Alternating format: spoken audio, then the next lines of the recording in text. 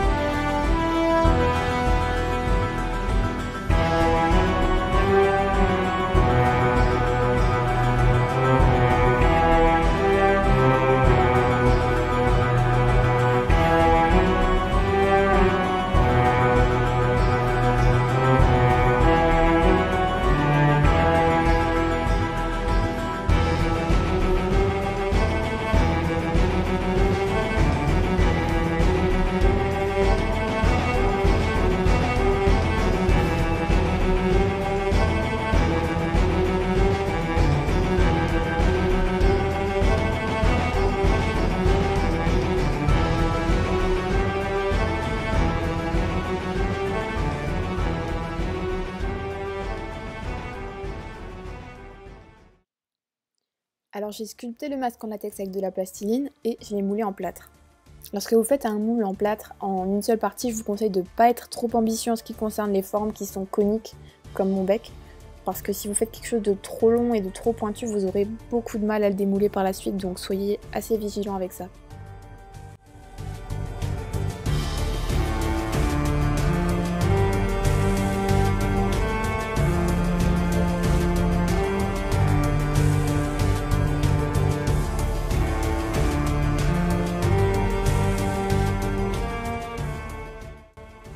Pour uniformiser ma plastiline, j'utilise des petits outils de sculpture et de l'essence F pour lisser le tout. En guise de rivet, j'ai utilisé des strass, j'ai préféré les mettre directement sur la sculpture plutôt que sur le masque parce que ça évite de devoir en rajouter à chaque fois si vous refaites un masque.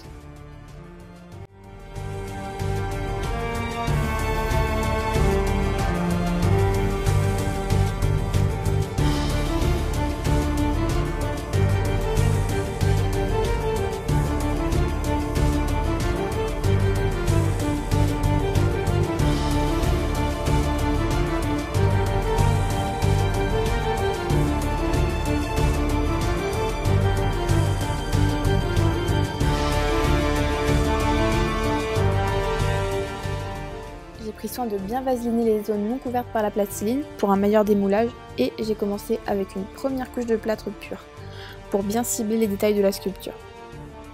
Par la suite, j'ai ajouté 2 couches de plâtre renforcées avec de la filasse. Alors la filasse, c'est une fibre végétale très résistante et qui vous sera d'une aide très précieuse si le moule tombe par terre ou qu'il se fissure pour d'autres raisons. Ça va vraiment éviter que ça se brise en 1000 morceaux et ça rendra la retouche éventuelle du moule beaucoup plus simple.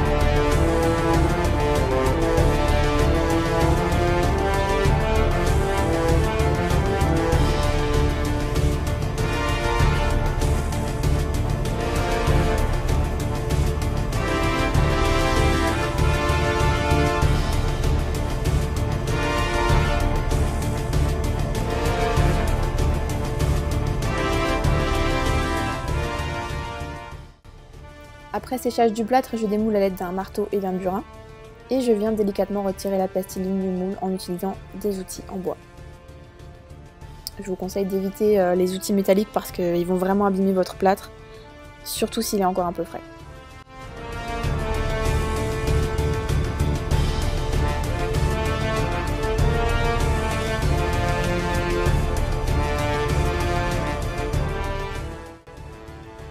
Pour la création du masque, j'ai réalisé ce qu'on appelle un crémage. Ça consiste à remplir le moule de latex à ras-bord et à le laisser poser. Le moule en plâtre va absorber l'ammoniac contenu dans le latex et créer une sorte de peau plus ou moins épaisse sur les parois, selon le temps de crémage. Après, il ne vous reste plus qu'à vider l'excédent de latex, que vous pouvez d'ailleurs tout à fait réutiliser, et attendre que tout sèche en profondeur.